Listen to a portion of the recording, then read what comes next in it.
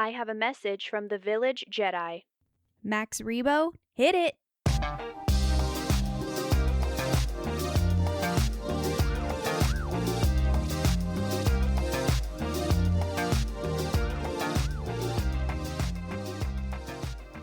Welcome back to the Village Jedi. My name is Marina, and if you're new here, as I said, welcome, and if you're not, yet again, welcome back. Said it twice, because I mean it.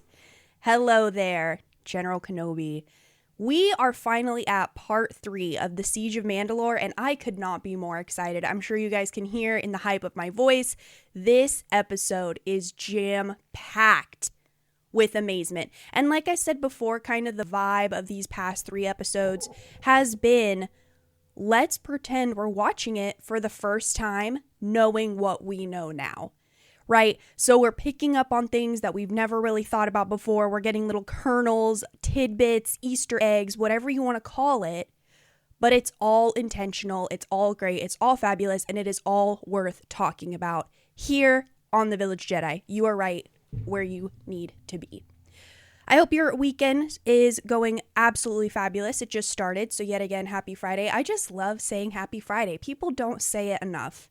We finally worked all week to get here. We're staring the weekend in the face, and it is wonderful.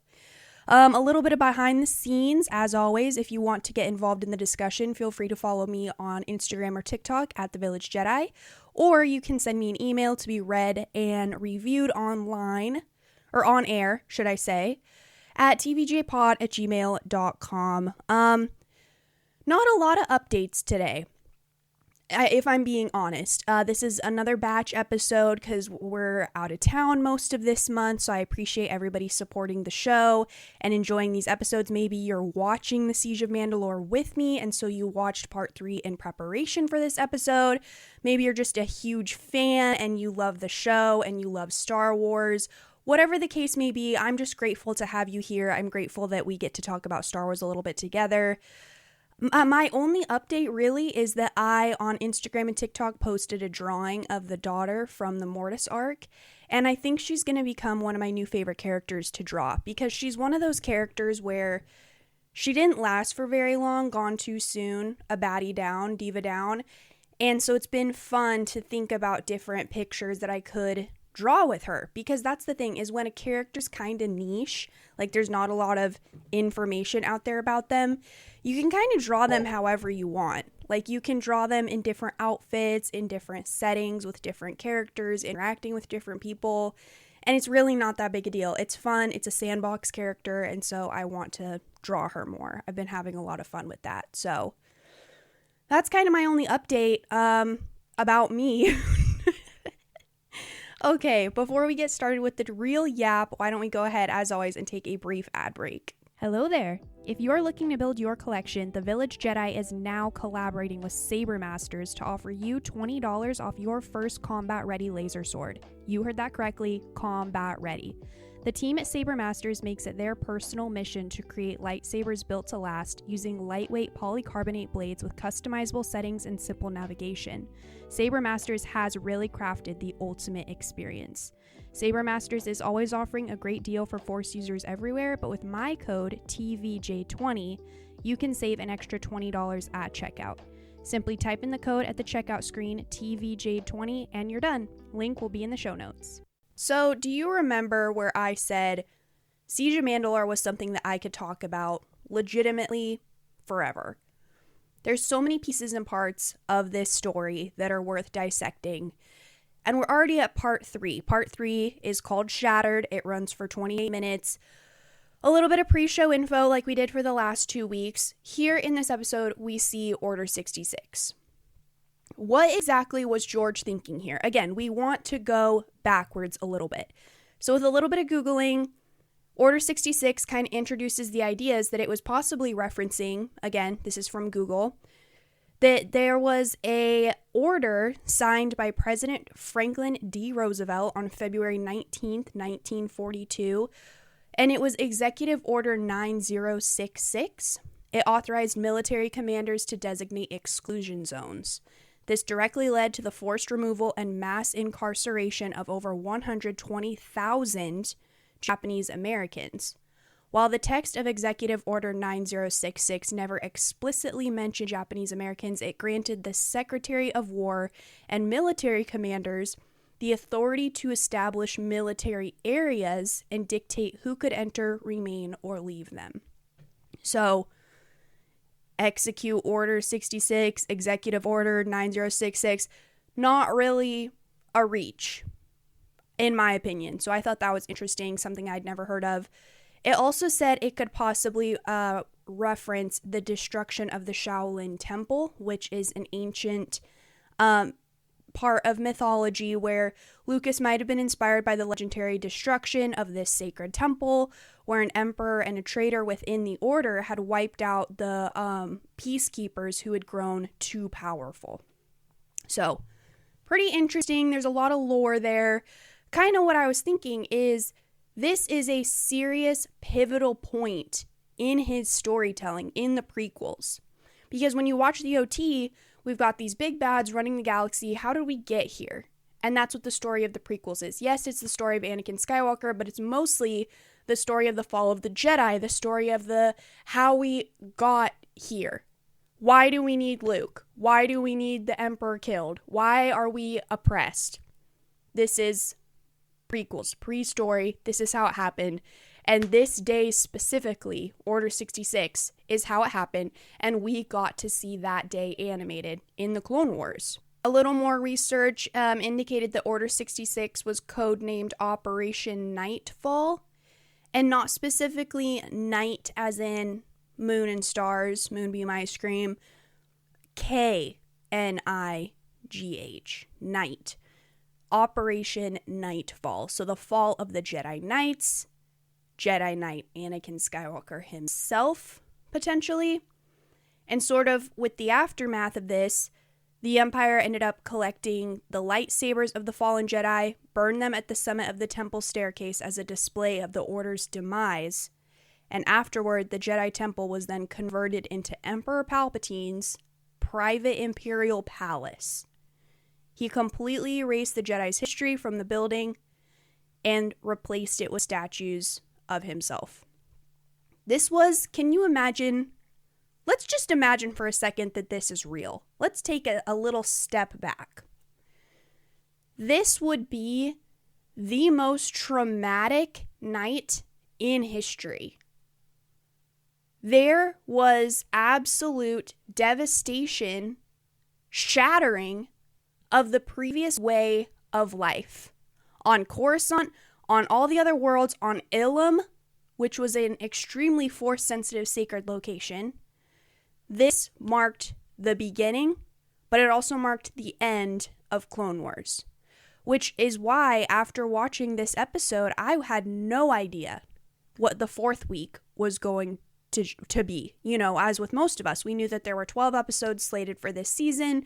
We knew there was one episode after this. What exactly is it going to be? Because in Revenge of the Sith, this is the end, right? So it was interesting that we got to see what was happening with Ahsoka while Anakin and Kenobi were on Mustafar. But also you've got to think this was a long time coming. This wasn't just Palpatine waking up one day and thinking, you know what, I'm kind of tired of this. Yeah, I'm kind of sick of being the Chancellor. Wrap it up. No, this was a strategic, well-played moment. Every choice you've made has led to this, in the words of Maul. So I looked it up on Wikipedia. He ended up playing the long game. He had this whole thing going called the Grand Plan. And on Wikipedia, it says that the Grand Plan is also known as the Great Sith Plan and the Sith Conspiracy. It was a long plot hatched by the Sith. It originated with Sith Lord Darth Bane, who had emerged victorious from a devastating conflict among his own peers. Its aim was to erode the Galactic Republic's democracy from within, discredit and eradicate the Jedi Order, and ultimately rule the galaxy through a Sith empire. A millennium after its creation, the plan was fulfilled by the Dark Lord of the Sith, Darth Sidious, who started the tyrannical reign of the fascist and authoritarian galactic empire. So this was a whole thing. And I haven't read enough of the Sith lore. I know that I need to read more about Darth Bane, Plagueis. I know all of this. I haven't done it yet. There's a lot of Star Wars content out there. And if you're not gravitated towards certain aspects of it, they just kind of fall through the cracks. So I haven't done that yet. I haven't been gravitated toward those stories.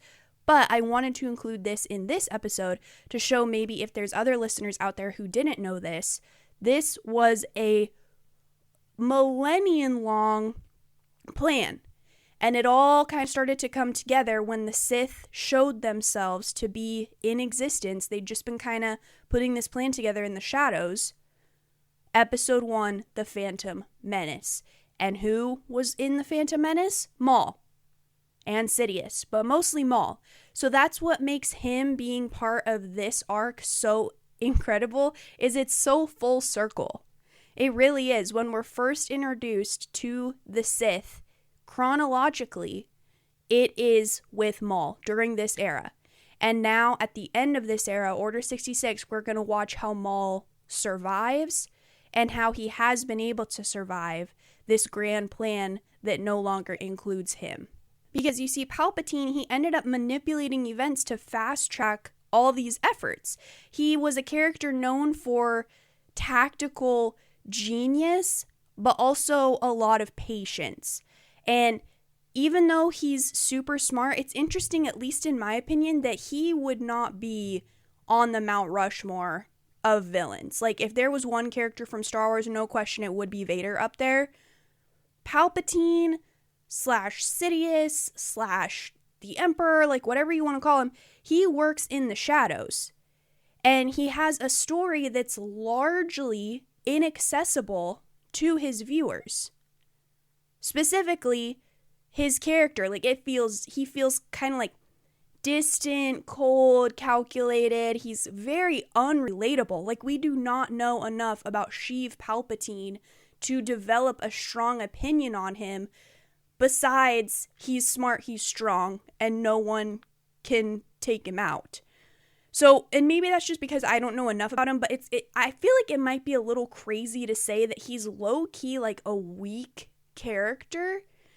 Not in the sense of he's easily killable and could fall to the wayside and forgettable, but more so he's not as well written as other fleshed out characters that fans gravitate and attach themselves to. We kind of have this lack of backstory, and his only appeal is this big secret that he's playing both sides. But once that's revealed, it's just absolute OP, force lightning, and that's not enough for me as a fan to form an attachment to this specific villain. I don't know. Let me know what you think. And I hope you guys don't think I mean he's a bad character or whatever, he's trash. The whole thing is completely genius, and I love the story, and that's why I started a show to talk about why I love it. But it's just interesting that for what key factors and elements within the story he is a part of, he's not as fleshed out in media, on television or in the movies, as you would have assumed when you look on paper and see just how influential his character really is. Alright, so now that we got a little bit of pre-show info out of the way, I've been enjoying doing that for the first couple weeks. We just did a little bit more background research to sort of get into the headspace of why this episode specifically is as important as it is.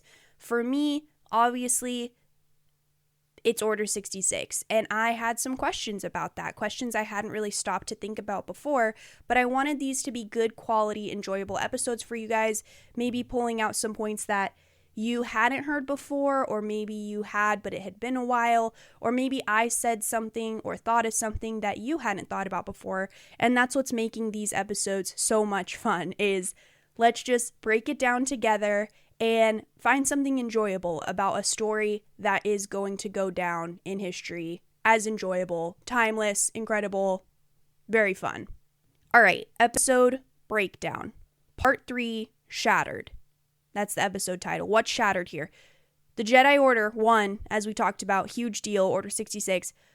Republic treaties with Mandalore, since Republic troopers invaded the space and caused a little war there for Bo-Katan to handle. So that was shattered. The trust between the Jedi and clones, shattered. Trust between the people and the Jedi, shattered. Because they've been told that the Jedi tried to kill the Chancellor and that they are now enemies of this new government. So they don't trust the Jedi anymore.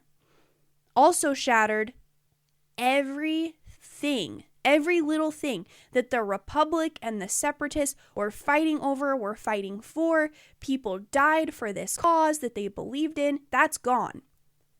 Any hope of gaining independence as a colony, village, society, planet, whatever you want to have it, that is gone because the Imperial occupation started almost immediately after this. So people's hope for what this war would end with, that's shattered. An entire era has been completely destroyed, shattered. Like, scattered pieces can never be put back together. Even if the Emperor was killed at this point, day after Order 66, we can never go back to how things were before this moment, before this day of mass genocide and galactic tide shifts. So the episode title, Shattered, makes sense. The episode picks back up on Mandalore. Clone troopers are arresting Mandalorians, the city's on fire, and the Republic cruiser lands with Maul in custody, Ahsoka and her friends. Rex ends up calling Ahsoka over for a holo call with the Jedi Council, and it's Ki-Adi-Mundi, Aayla Secura, Yoda, and Mace Windu. At this point, Mace Windu famously says, "I sense a plot to destroy the Jedi. The dark side of the Force surrounds the Chancellor." And this whole scene is a direct quotation from Revenge of the Sith. In live action, the scene ends right before Ahsoka walks in, so it's only like a 30-second scene with all these characters. And so now we're seeing it in animation again, tethering us to the movie in real time. This is where we are. If you're going to watch Revenge of the Sith right next to these episodes, here's where we are in time. Skip ahead. This is where we're at. Ahsoka ends up saying, okay, like, I'm going to escort Rex to Coruscant with Maul. That's where they were on their way to. She also wants to speak with Anakin, likely about her conversation with Kenobi, which we talked about last week. However, Mace lets her know, like, he's with the Chancellor to tell him that General Kenobi's engaged with General Grievous on Utapau, and we are nearly to the worst moment in history books, as Obi-Wan Kenobi calls it, the dark times. We're almost there. And as fans, it's like a pit in your stomach because you know, but all these other characters don't know. And so you're seeing a perspective that you have never seen before, because in Revenge of the Sith, you watch this moment play out. You know exactly what happens in that conference room, exactly what lies are woven, exactly what bits of the truth have been intentionally left out. But when you're watching it with characters who have absolutely no clue what's going on whatsoever, it adds a new depth and dimension to the absolute tragedy of that moment in that movie. So, you know, it was here. The first time that I watched it, I really started to wonder, like, what exactly is the rest of this episode and the next episode going to go? Because we're only 3.5 minutes in and already Order 66 is like right around the corner. It's already minutes away. Like, what's going to happen? So then Mace ends up disrespectfully dismissing Ahsoka and the meeting is finished. Then Yoda asks, because he kind of sticks around for a little bit, he asks, do you have a message for Anakin? To which she says, you know what, I'll just tell him myself when I see him. And there's this nice, hopeful music where Yoda says, may the Force be with you, Padawan. He doesn't call her a citizen like Mace Windu does. And this is the final conversation that Ahsoka's character has with Yoda. We're seeing all these character mile markers in this animated arc. It's also her last contact with Mace and all the other Jedi that were on that call. And it makes me genuinely wish, I never really put this together, but I do wish that Plo Koon was on that call. Him and Ahsoka deserve to have a final goodbye. So Rex says, you didn't tell them what Maul said about General Skywalker. And she just says, no, I didn't. So at this moment, we start to have some eerie music play at 4 minutes and 42 seconds. It ties in absolutely beautifully with the music playing during Revenge of the Sith, where Anakin is sort of looking across the cityscape to Padme.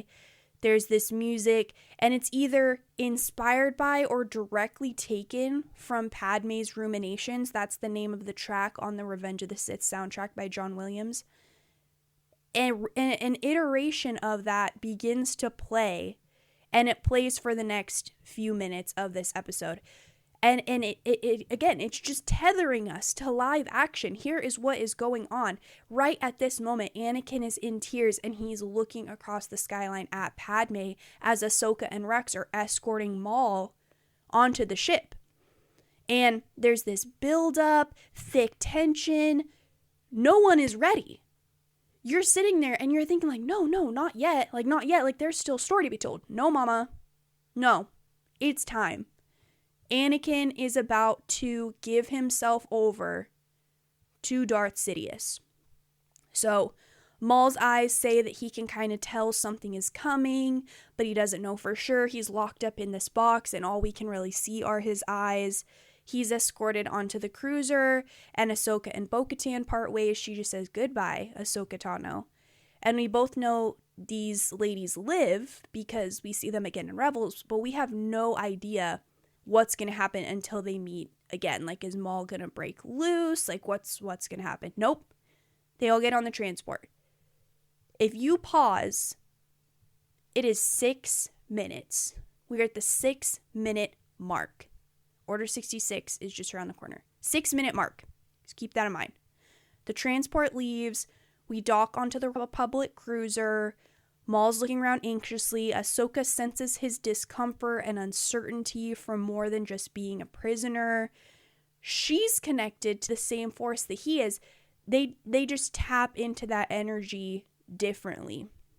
So, whatever the force is trying to warn him about or making the hair on the back of his neck stand, it's the same thing that it's trying to warn her about too. Unfortunately, the light side users have been clouded by Palpatine's dark side shadow, so it makes it harder for them to detect the reality of their dire situation. Maul doesn't have that screen, so he's able to understand fully, like, something really bad is about to happen, like really, really bad.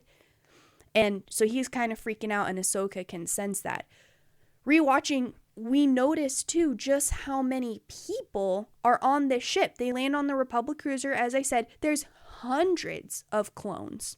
There's different officers. The ship is just packed with soldiers, troopers.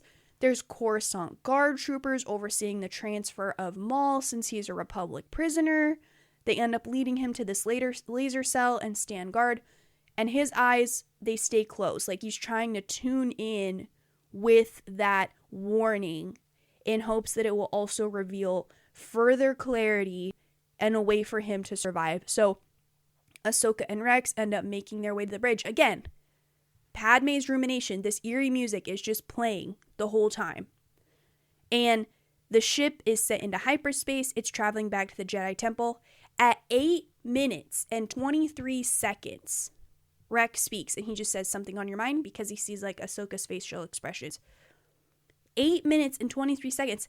It has been almost a full 2.5 minutes of zero dialogue, which may not seem a big deal in live action, but when you're watching it and all you have is facial expressions and animation, you're just like, something is happening here. It is a long 2.5 minutes. So up until that point, there hasn't been any dialogue. There's just been this music, movement, micro expressions. We are loving the buildup. So very, very interesting. Ahsoka ends up responding, as a Jedi, we're trained to be keepers of the peace, not soldiers. But all I've been since I was a Padawan is a soldier. And Rex admits that the clones feel the same way. They were made for this war, so what happens to us when it's over? We have major mixed feelings about this. He says, many people wish the war wouldn't have happened, but without it, we clones, we wouldn't exist. And it's a beautiful point here again, reinforcing Ahsoka's connection to her soldier friends, because why would Rex tell her that? There's nothing she can do. She's not a Kaminoan. She's not even a general anymore. Like, why would he tell her this? It's because of that close friendship. They aren't just clone troopers to her. They never were. That's what makes her and Anakin work so well, is they both have big hearts. They wear them on their sleeves and they lead it forward with battle. So it's just so much more gut-wrenching to watch her experience with Order 66 as an audience, because someone like Pong Krell, oh, he would have had zero issues with Order 66, just killing all the clones that are shooting at him. If he needed to kill him to survive, whatever, he kills them for fun. He's just an animal. He's got no compassion for anyone. But someone like Ahsoka, who never wants the clones to feel in danger, be hurt, let alone die on her watch, they are important to her. She does not want to be the reason that they die. And so her watching her friends go through what they're about to go through is even more gut-wrenching to a person who has a connection to them like her. So masterful with the dialogue, reinforcing us as an audience what kind of connection they have. So she just says, you know what, the Republic couldn't have asked for better soldiers, nor I a better friend. And it just made me pause and think, like, I love how in the Bad Batch, Senator Chuchi is working with clones to fight for their rights and freedom post-war as they're phased out. So sort of this idea that the rebellion against Imperial protocol started with clones. So they salute each other as respected colleagues and dear friends before Rex is called for a briefing. Mama, no. We know as an audience, we know exactly what is about to happen. And Ahsoka, she's alone, and this vision begins. So we know that Yoda felt the heart, the intense betrayal because of his powerful connection to the Force. Maul also felt it because of his powerful connection to Sidious and his part played in the grand plan, as we talked about previously. And now Ahsoka feels it because of her powerful connection to Anakin. So it just makes me think, like, this clarity most likely was not granted to all Jedi, just the ones closest to those involved. It feels like the Force's way of balance, like not picking sides or keeping secrets. And we sort of hear this vision play out in Revenge of the Sith audio. It's a montage of the scene in the Chancellor's chambers, and then we cut to Sidious telling Rex, execute Order 66. And it just makes your heart drop, the hair on the back of your neck raise. As an audience, you're like, oh. So, like, the doors slide open and Ahsoka's like, Rex, it's Anakin. I feel as though something terrible has happened, because Anakin is his friend too. Little does she know, she has no idea what she just walked in on. Rex shakes, he drops his helmet, and she's like, what's happening?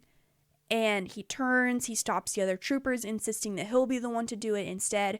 Ahsoka's confused, and the animators actually animated tears falling from Rex's eyes before the chip fully takes control, and he tells Ahsoka, like, find him, find Fives. He fought that inhibitor chip control. It was painful, and he's in disbelief that Fives was right. He's out of control. He doesn't want to do this. He's just going through so many emotions, and so the care that the animators took with his character down to this last minute of freedom, incredible. Animating emotion is an intentional choice. So now we're able to see the payoff of all the training, of their connections. He was the only clone trooper that was strong enough to warn his Jedi friend. And so this show was always about him and Ahsoka. It was always about them. This is another payoff that we know too from Tales of the Jedi. She fought the clones to prepare herself for battle. She knows how to fight them. She's prepared. She uses their blasters to deflect toward the ceiling and cut a hole, and she jumps through to escape. So then it's on. the hunt is on, the hunt for the Jedi. Rex assembles the clones, sends them after her. He tells the other clone troopers, go execute Maul. He says, she's been marked for termination by Order 66. Under this directive, any and all Jedi leadership must be executed for treason against the Republic. Any soldier that does not comply with the order will also be executed for treason. So breaking down this line of dialogue, it tells us exactly how the chip was designed. Step 1, terminate the Jedi because they're enemies of the Republic and you work for the Republic, not the Jedi. So take out the enemies. Step 2, in case of emergency and one of the chips malfunctions, execute the soldiers who don't comply. It keeps everybody silent, which is why it was so important that the Bad Batch had to cosplay that their chips didn't malfunction, because they still had the awareness to be able to dissect the situation and realize who the true enemy was. So smart. Step 1, take out the Jedi. Step 2, take out the soldiers who might be able to realize that something's wrong. You can't make this up in a day.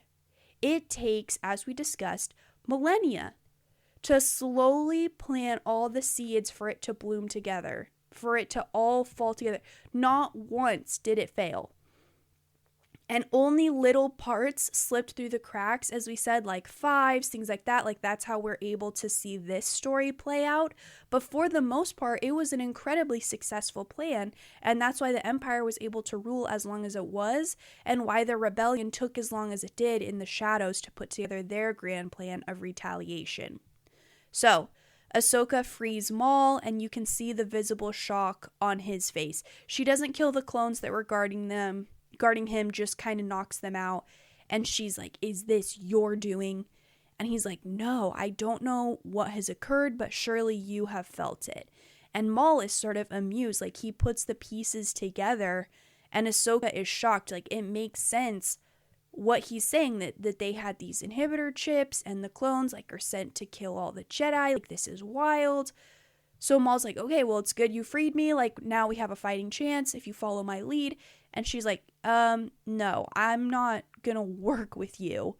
You're gonna go create a diversion while I figure this out. And she's like, go cause some chaos. It's what you're good at. And Maul just looks at her. He's like, care to give me a fighting chance, because she has 2 sabers and he has none. And she's like, I'm not rooting for you, right? You're still the bad guy. Get going. So he's kind of rolls his eyes and goes the other way. She doesn't want to leave the ship until she understands exactly what Rex was trying to tell her, because he's her friend. And this is just going to be easier if the troopers are distracted. So she's smart here. She's like, I don't care if you live or die. I just need you to keep them busy so that they're off of me. And they're going to be more scared of you than they are me. So whatever. So she ends up sort of quietly waking up all these cute little mech droids. They're panicked, confused. They're trying to tell her what's going on. They're willing to help. And oh my goodness, you guys, it was at this moment that I just needed to pause and think how much I love droids and I wish they existed in real life. I think they are so cute. And I like all the different designs and their little sounds. They're just so, so cute. And so watching Ahsoka interact with all of them and come up with this little plan, it's just so sweet. So R7 ends up looking up secure files on CT-555, and Nala Se reports that the malfunction of this clone trooper's inhibitor chip, it went wrong, and so the only thing left is a grievance report filed by Rex. And Ahsoka uses Anakin's passcode 8108 to get access to that grievance report, where Rex will hopefully give her some more information about what exactly is going on. 8108. Now, if you didn't know, you probably do, but if you don't, here we go. Google says that this is the specific date that marks the theatrical release of Star Wars The Clone Wars movie, which is August 10th, 2008. This movie first introduced Ahsoka Tano and established her bond with Anakin Skywalker. By having Anakin never change his passcode, the creators included a touching nod to the very beginning of the series. And fans have also noted that this deep emotional layer may include that Anakin used the date he met his Padawan as a personal security code for years. Very, very sweet. 818, August 10th, 2008. That's Anakin's passcode. I thought for the longest time that number was a reference to Princess Leia's cell number in A New Hope. Like when Luke and Han are trying to break her out and figure out what cell she's in. No, but her cell is actually 2187, as in FN 2187, Finn from the sequel trilogy. So, 8108, I love it. Now, Rex, in his grievance report, ends up relating everything that Five saw and said to him about the inhibitor chips. Ahsoka is just absolutely floored. So she's getting all this information. It cuts back to the troopers defending against Maul in this hallway. He's only using the Force and sort of broken ship paneling to make his way down the hallways. Hallway scenes are just elite. We saw a bunch of hallway scenes in his own show, Maul Shadow Lord, that were just so entertaining to watch. And he ends up like dramatically and traumatically getting a hold of a trooper's like comm band to better navigate the ship. Like he like closes the door. The troopers are trying to close the door to get away from him, and he uses the Force to keep one of the troopers' arms reached out through the door so that the door will like cut his arm off, and the arm falls to the ground, and then he walks over, and now he has access to how the troopers communicate with each other. Because when you think about it, I had to pause and think about this. This is a Republic cruiser. And other than being dragged up here as a hostage in this like detention Mandalorian torture box, when would he ever have been on a ship like this? Never. So it's little details like that that keep the storytelling, the character, like it's all realistic and immersive and believable. Like, of course he would need a way to better understand where he's at in the ship, where to get what part of the ship am I on, because he's never been on one before. So, the droids end up separating Rex from the other clones momentarily for R7 to show a holo projection from Ahsoka. She understands that the chip has been malfunctioned, that it's not his fault, and R7 stuns him, and Ahsoka and the droids are able to haul him to the medical bay. And this is like a very stressful situation. They're on a time crunch. They're not even sure it'll work, because they're not only on the time crunch of like, oh, the other clones are hunting for us, but now Rex is stunned. How long before it wears off? Like, he's very dangerous. He's a Mandalorian soldier. And yeah, we can like take his guns away, but we're not here to fight him. We're here to help him. So the droids and her end up loading him up on this med scanner, and after an intense effort, the chip is located. She like puts her hands on his temples, and they both say together like, I'm one with the Force and the Force is with me, which is a Rogue One Easter egg. Absolutely love that. Why was the chip so hard to locate? I think it was because maybe the med droid programming was altered after Fives to where only specific diagnostic scans could pick it up. Like the Kaminoans would know what specific scans to run, not just a run-of-the-mill scan anymore would be able to pick it up. Another way to try and preserve the secrecy. But the Force, you know, it does what it does, and here we are. So Ahsoka's obviously a little nervous to have it removed, but she understands that they're completely out of time as the clone troopers have found them, and she's accepted her fate at this point. Either she dies alone or with him after trying to save her friend. So as the clones are trying to break inside, the droid sort of mans the door controls. They start getting in. It starts to get very overwhelming. There's blaster fire back and forth. And then we hear Ahsoka sees the blast go from behind her into the troopers that she's fighting. And it's from Rex. Like, he sits up. He's the one that fired his blasters. And she's like, Rex, are you okay? Like, she's like, her heart is stopped, you know? And he's like, yeah, kid, I'm okay. I'm sorry for what happened earlier. And she's, you know, she's like, okay, you know, it's okay. Like, how widespread is this? And he's like, Ahsoka, it's all of us. The entire Grand Army of the Republic has been ordered to hunt down and destroy the Jedi Knights. Again, Operation Nightfall. And then that's where the episode ends. This whole sequence it points to Rex's, he has this extreme response, and it eventually, like, he meets up with the Bad Batch and forces them to get their chips removed. Like, it makes sense why he's so terrified when they're like, nope, we haven't got our chips removed, like, don't worry. And he's like, no, you don't understand. Like, they completely take over. And he knows exactly what that feels like, to be doing things against your will, out of control, hurting the people you love, and being somewhat fully conscious the entire time. So yeah, that's where the episode ends, and it's amazing. It's so well done. So now, before we go, as always on Instagram, I opened a little link a while ago to have you guys sort of send in what you liked, maybe what you would change about the episode. So we're going to read a few of those. First off, what did you like? Someone wrote, I love seeing just how emotional Rex is, breaking the mold of clones being robotic. Yes, like I was saying, this whole show is just specifically designed to give more insight into Rex and Ahsoka's relationship, and they have a close friendship. It is a brother and sister bond. It's like an uncle and niece bond. Like, they love each other. They want to see each other survive. And so it's cool. By the end of the show, you see Rex's armor is all distressed. Like, he has seen a lot of conflict, a lot of battles, him and Ahsoka together. Especially that scene where he, like, turns and he, like, tear falls from his eye. Absolutely love that. So another thing, what did I like? One of my favorite parts about it is the clones reuniting with Ahsoka and showing her their new helmets to match her own markings. It really hits the nail on the head with the theme that loyalty means everything to the clones. I hope you enjoy my Anakin quote. I did.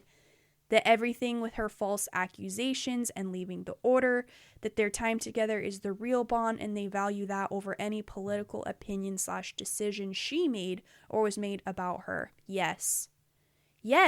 And again, that's what makes this episode especially heartbreaking, is because not only is she fighting clones and members of the 501st, they have her face markings painted on their helmets. Can you imagine how traumatic that would be for someone? Like, it just, again, like I was saying, when you rewatch that first episode, it's no longer like, oh, that's so sweet, like it was the first time. Now it's like, oh no, because you know what's gonna happen, right? And so I agree, like, it is a very touching moment. It does show how much they care about her, how much Anakin cares about her, but in the end, it's also what makes this whole arc that much more gut-wrenching, memorable, and hard-hitting. So what would you change? Let's read one from there. I wouldn't have changed this, as it doesn't make sense, as Anakin was saving Chancellor at the time, but it would have been cool to see Maul versus Anakin. I would have loved for Maul to talk to Ahsoka about how he was cast aside by Sidious in detail, perhaps. Yes, and so I think that's what the writers were thinking. They wish that we would have had more dialogue specifically between Maul and Ahsoka about his past with Sidious, which is why it's such a strong plot point in his new show, Maul Shadowlord. We see those interactions that he would have had with Ahsoka. We see it with Devin, and it works really, really well for that character relationship as well as for the audience. Like, we love it, we eat it up. And as far as like him meeting Anakin, I loved when Ahsoka was like, you're lucky Anakin didn't come. The way you're fighting, you wouldn't have lasted long. Girl, she ate him up. Like, she knows Anakin would not have messed around. And seeing Anakin versus Maul, that would have been so dope. Later we see it, Vader versus Maul. Spoiler alert, Maul Shadowlord episode 10. That is absolutely crazy. He doesn't even need to say anything. Granted, that's like peak Vader, you know, but still wild, still crazy, and an amazing duel and fight that will also go down in the history books. So, yeah, that is part 3, Shattered, of the Siege of Mandalore. I hope you guys enjoyed. Next week, we're going to be going over the finale, which is crazy, the final episode of the Clone Wars. We'll have a fun episode there to sort of round out this month's worth of discussions. And unfortunately, this is where the fun ends. My only hope is you enjoyed, but I will yap at you guys again next Friday. Bye! This has been The Village Jedi. Thank you so much for listening. To support this show, please leave a rating or review wherever you listen to your favorite podcast. Go check out the YouTube channel or send me an email to be read and discussed on air. You can also tell a fellow nerd to build the community. I mean this in the nerdiest way possible. May the Force be with you.